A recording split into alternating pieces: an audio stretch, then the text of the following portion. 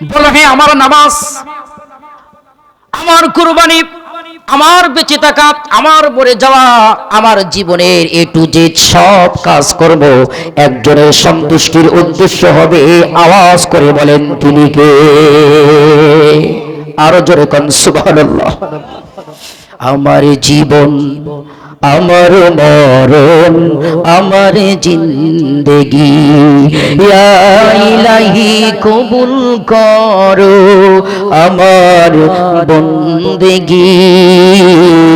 আমার জীবন, আমার মরণ, আমার জিন্দেগি, বলেন আমিন।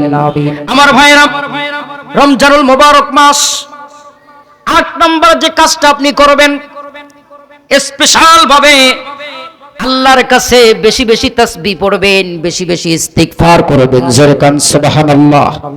নবী করিম সাল্লাল্লাহু আলাইহি সাল্লাম তিনি রাতে এবং দিনে 70 বার, এমনকি 70 বারের অধিক বেশি আল্লাহর কাছে ইস্তিগফার করতেন। অথচ আল্লাহ পাক তাকে এই পৃথিবীর বুকে সর্বশ্রেষ্ঠ নবী, এই পৃথিবীর বুকে সর্বশ্রেষ্ঠ মানুষ বানিয়েছেন, তারপরেও তিনি ইস্তিগফার করতেন। আমরা তার উম্মত, বলেন তো দেখি ইস্তিগফার করার দরকার আছে না নাই? আমার ভাইয়েরা, ইস্তিগফার কেন বেশি করবেন? আপনি যদি বেশি বেশি ইস্তিগফার করেন, আল্লাহ আপনাকে মাফ করে দিয়ে দেবেন। গুনাহ তো জীবনে আছে, গুনাহ করেছেন, অন্যায় করেছেন। নবীজি বলেছেন কুল্লুকুম খাত্তাউন ওয়া খাত্তাউনা তাওয়াবুন। প্রত্যেকটা আদম সন্তান গুনাহগার, অপরাধী, কিন্তু ওই গুনাহগার অপরাধী আল্লাহর কাছে সবথেকে প্রিয় যে ব্যক্তি গুনাহ করে, গুনাহ করার পর আল্লাহর কাছে তওবা করে। নূহ আলাইহিস সালাম তার জাতি, তার কওমকে ডাক দিয়ে বলছেন, ও আমার কওম, ইস্তিগফার বেশি বেশি করো। তোমরা যদি ইস্তিগফার বেশি বেশি করো, আল্লাহ পাক 3টা জিনিস আসমান থেকে তোমাদের স্পেশাল ভাবে দান করবেন। আল্লাহর পাক এত বেশি এই নসিহতটা পছন্দ করেছিলেন, আল্লাহ পাক কোরআনুল কারীমের ভিতরে সেই নসিহতটা কোট করে দিয়েছেন। আল্লাহ পাক বলেন, ফাকুল তুসতাগফিরু ربكم إنه كان غفارا يرسل السماء عليكم مدرارا ويمددكم بأموال وبنين ويجعل لكم نهارا। আল্লাহ পাক বলেন, নূহ আলাইহিস সালাম তার কওমকে বলেছিলেন তোমরা ইস্তিগফার করো, কারণ যদি তোমরা ইস্তিগফার করো আমার আল্লাহ ক্ষমা করবে। এবং এই যে প্রচন্ড এই জমিনটা শুকিয়ে আছে, ফসল হয় না, ফল হয় না, আল্লাহ পাক জমিনে বৃষ্টি দিয়ে ফলমূলে ভরপুর করে দিয়ে দেবেন। আর তোমাদেরকে সন্তান দিয়ে দেবেন, সন্তান নিয়ামত প্রাপ্ত দান করবেন আমার ভাইয়েরা, কারণ সন্তান দেওয়ার মালিক কে? সুতরাং ডাকতে হবে কার?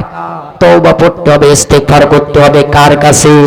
রমজান মাস এসেছে, বেশি বেশি ইস্তিগফার করবেন। যত বেশি ইস্তিগফার করবেন, আল্লাহ বলছে আপনার আমার জীবনের গুনাহ মাফ হবে, আল্লাহ আপনাকে সম্মানিত করবেন। কারণ এই পৃথিবীর বুকে সব থেকে বেশি ইস্তিগফার করেছেন নবী, সাহাবা, সাহাবীন, আল্লাহ পাকের গোলামরা বেশি ইস্তিগফার করেছেন। আমরা যারা আল্লাহর গোলাম, আল্লাহর কাছে ক্ষমা চাওয়ার দরকার আছে না নাই? বলেন আল্লাহ, ও গো আল্লাহ, ক্ষমা করে দাও, মাফ করে দাও। যতদিন এই জীবন বিনা বাঁচিবে, সুপথে চালাও, মাফ করে দাও। বলেন আমিন। সুতরাং ডাকতে হবে কার?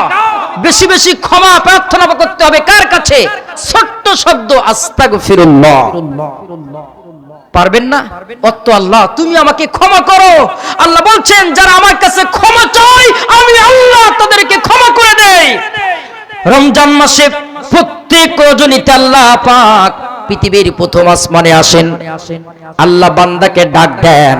আমার ভাইরা, আমার প্রিয় ভাই ইব্রাহিম ভাই, মনে করেন ওনার সঙ্গে আমার খুব বন্ধুত্ব, কোনো কারণে উনি আমার কথায় আঘাত পেয়েছেন, উনি কিন্তু আমার থেকে দূরে সরে যাবেন। যদিও 5-10 বছরের বন্ধুত্ব হয়, তারপরেও ওই কথাটাই মনে রাখবেন। যদি আমি কোনো অন্যায় করি, অপরাধ করি, কথা কয় না, উনি কিন্তু আমাকে ডাকবেন না, উনি মনে মনে ভাববেন আমার কাছে ক্ষমা চাইতে হবে। আপনার সবথেকে কলিজার টুকরা সন্তান, পুত্র কিংবা কন্যা কিংবা প্রিয়তমা স্ত্রী, যে যাই হোক না কেন, যদি কোনো অপরাধ করে, অনেক বছরের সম্পর্ক মাঝে মধ্যে নষ্ট হয়। কথা বলেন ঠিক না বেঠিক? কিন্তু আল্লাহর কাছে আপনি অপরাধ করেছেন, অন্যায় করেছেন, জুলুম করেছেন, শয়তানের তাড়নায়, নফসের তাড়নায়, দুনিয়ার মোহে আপনি অপরাধ করেছেন, গুনাহ করেছেন। আল্লাহ পাক নিজেই এই অপরাধীকে ডাক দিয়ে বলে, ও আমার বান্দা, গুনাহ করেছো, অপরাধ করেছো, অন্যায় করেছো, কত গুনাহ হয়েছে। তোমার গুনাহ যদি হয় পাহাড় সমান, আমার রহমত, আমার ক্ষমা তোমার জন্য আসমান সমান। তোমার গুনাহ যদি হয় আসমান সমান, আমার দয়া ক্ষমা তোমার জন্য আরশে আজিম পর্যন্ত আমি রেখে দিয়েছি। জোরে কোন সুবহানাল্লাহ, আরো জোরে কোন সুবহানাল্লাহ। সুতরাং ডাকার মতো ডাকলে, বলেন তো দেখি, ক্ষমা করেন কে? আমরা তো ডাকার মতো ডাকতে পারি না। রমজান মাস এসেছে, বারবার আল্লাহকে ডাক দেন। আপনার চাওয়া, আপনার পাওয়া, আপনার চাকরি, আপনার ব্যবসা, জীবনের সব কিছু আল্লাহকে বলেন, আল্লাহর কাছে বলেন। আল্লাহ পাক আপনার চাওয়া পাওয়া পূরণ করবেন। কে বলেছেন? কে বলেছেন? ওয়াইদা সালাকা ইবাদি আন্নী ফাইন্নী করিব উজিবু দাওয়াতাদ দাঈ ইযা দাআন। নবীজির কাছে জিজ্ঞেস করা হয়েছে, ইয়াসআলুনাকা আনিল আমফাল, ইয়াসআলুনাকা আনিল খামরি ওয়াল মাইসির, ইয়াসআলুনাকা আনিল মাহিদ।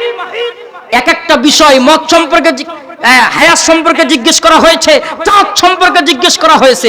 নবী বলেছেন, আল্লাহ বলেছেন যে নবী আপনি বলেন, আপনি বলেন। কিন্তু যখনই বান্দারা আল্লাহ পাক সম্পর্কে জিজ্ঞেস করেছেন যে আল্লাহকে ডাকলে আল্লাহ কেমন সাড়া দেবে, তখন আল্লাহ বলছেন, নবী যেহেতু আমার বান্দারা আমার সম্পর্কে জিজ্ঞেস করেছেন, সুতরাং এখানে আপনাকে মাধ্যম ভায়া হওয়ার দরকার নয়। আমার বান্দারা যখন যে স্থানে যেভাবেই ডাকবে, আমি আল্লাহ আমার বান্দা বান্দির ডাকের সাড়া দেব। আল্লাহ তোমার ডাকার মতো ডাকতে জানি না,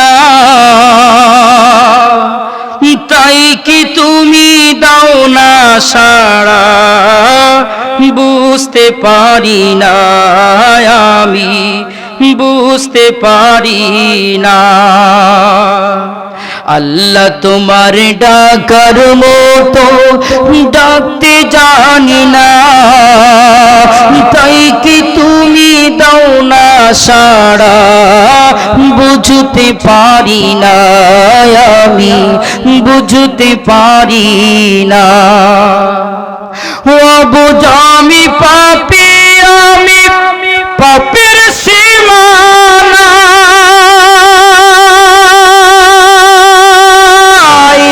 বারে বারে তোমার কাছে, তাই তো ফিরে যাই আমি, তাই তো ফিরে যাই।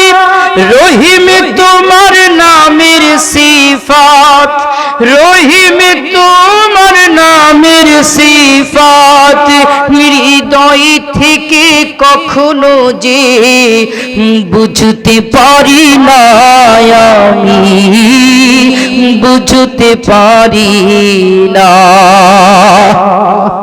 আল্লাহর ডাকার দরকার আছে না নাই? সবাই বলেন আছে না নাই? বলেন আল্লাহুম্মা আমিন। যত পাপ করেছেন, অন্যায় করেছেন, রমজানুল মুবারক মাস আপনাকে আমাকে হাত ছানি দিয়ে যাচ্ছে, আল্লাহর রহমত আপনার আমার জন্য ওকে দিচ্ছে। বলেন আল্লাহুম্মা আমিন।